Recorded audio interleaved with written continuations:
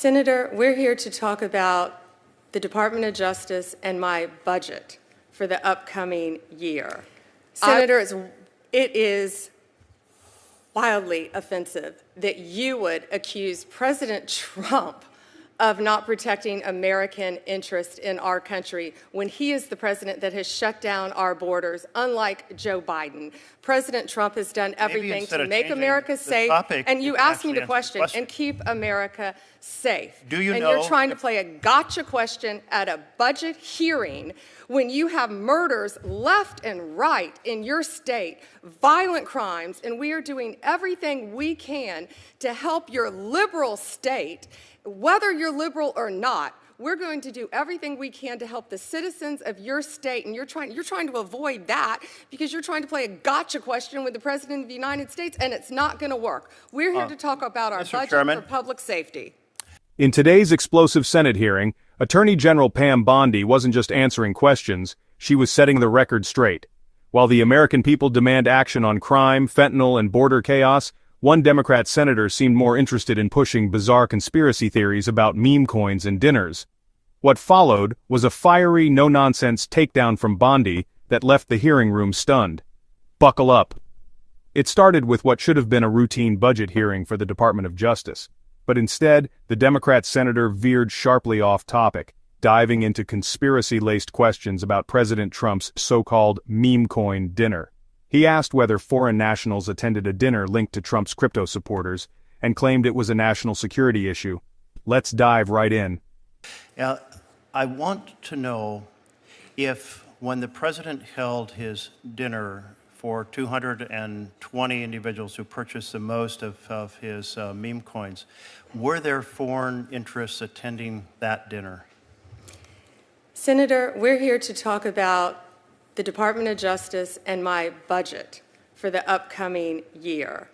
I would think that you would want to talk about the leader of the Sinaloa cartel who was living in Oregon, one of the top leaders. I would think that that's what you would want to talk about with me. When we captured him, he had $3 million cash in his home. Attorney General, I know that you avoided the same question on the House side.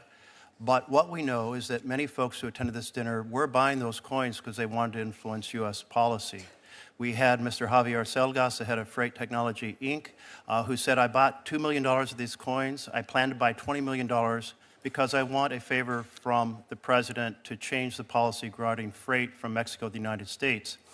This solicitation of investments in his personal product, his meme coin, led to many people who were coming from foreign countries attending that dinner. Don't you think the American people have a right to know? And you said yourself you're very concerned about foreign influence on our government. Senator, it is wildly offensive that you would accuse President Trump of not protecting American interests in our country when he is the president that has shut down our borders, unlike Joe Biden. President Trump has done everything to make America safe, and you asked me the question, and keep America safe. Do you and know you're trying to play a gotcha question at a budget hearing when you have murders left and right in your state, violent crimes, and we are doing everything we can to help your liberal state. Whether you're liberal or not, we're going to do everything we can to help the citizens of your state, and you're trying to avoid that because you're trying to play a gotcha question with the President of the United States, and it's not going to work. We're here to talk about our budget for public safety. I do believe that as the leader of the Department of Justice, you should be concerned about foreign influence. There was obviously a lot of foreign influence and individuals who said they were there for that reason. And so will you appoint a special investigator to make sure that that foreign influence does not affect the policies of the United States of America? I'm not going to tell you what I will or will not do, other than I will do everything to keep the people of your state safe, even though you don't want to talk about anything to do with your state because of the crime in your state. You also voted no on the Laken-Riley Act. We are doing everything we can to protect the citizens of this country. You also said that President Trump encouraged protest. It was the opposite. He's done everything he can to keep us safe, and he will continue to, as well as the Department of Justice. It speaks volumes that you won't answer the question about transparency when the president is asking people to invest in his company and his products, and that foreigners are attending these events. I think transparency would be appropriate. Are you going to recommend any ethics guidelines to make sure that foreign influence does not find its way in through the doors of the White House? How do you characterize foreigners, the illegal aliens that have flowed into our country? Is that who you're talking about? You don't want to talk about them. You don't want to talk about the crime that has gone rampant throughout this country and your state. Well, you know, these hearings are a chance for us to ask questions, and I assure you I'm engaged in national security in many, many ways. But this also I am concerned about. And let me turn to a different piece of the puzzle, because the president also has another cryptocurrency called USD1. It is a stable coin.